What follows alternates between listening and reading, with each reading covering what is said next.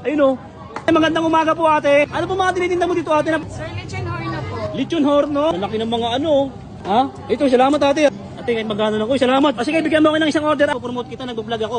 May isang kondisyon ate. I-upload kita pero di na muna ako magbayad. Huwag mo na ako magbayarin. Hindi ko pwede yan, sir eh. Para sa inyo naman to eh. Ina-upload ko to, marami kang customer. Ako yung vlogger nagpapadami ng customer. Isang British o British.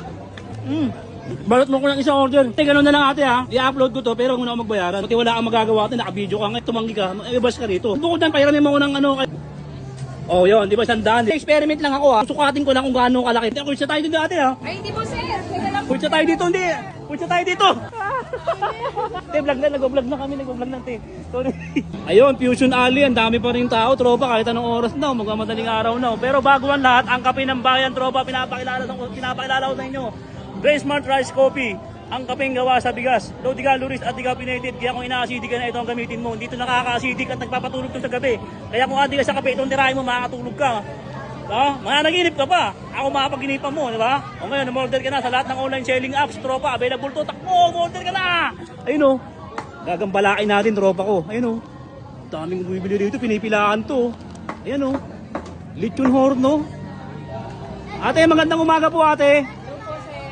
Ano po mga tinitinda mo dito ate? Napansin ko, dami mo mga customer ha. Ano tinitinda mo ate dito? Sir, lechon horno po. Lechon horno? Kaya nga nakita ko, ang laki oh. Magkano yung ganyan ate? Sir, 110 pag may rice. 110 pag may rice? Pag a la carte, 160. Ano?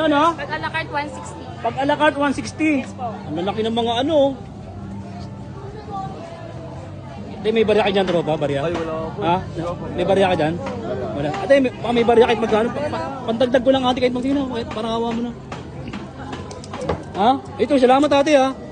Salamat ha. Kahit magkano lang si ate nagbigay oh. Ate, kahit magkano lang ko. Salamat. Oh, 70, ano? Ano na? 60, 62. 62.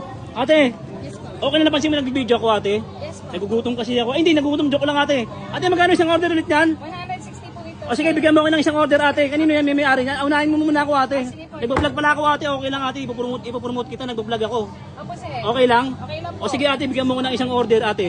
Pero ate, may isang kondisyon ate. Wait lang, bulsa ko muna to. Bulsa ko muna. Dami no. Wait lang ate, sa isang kondisyon ate, kaya lang i-upload kita pero di na muna ako magbayad. Huwag mo na ako magbayarin. Sir, hindi po pwede yun. Ha? Hindi po pwede yun, sir eh. Bakit?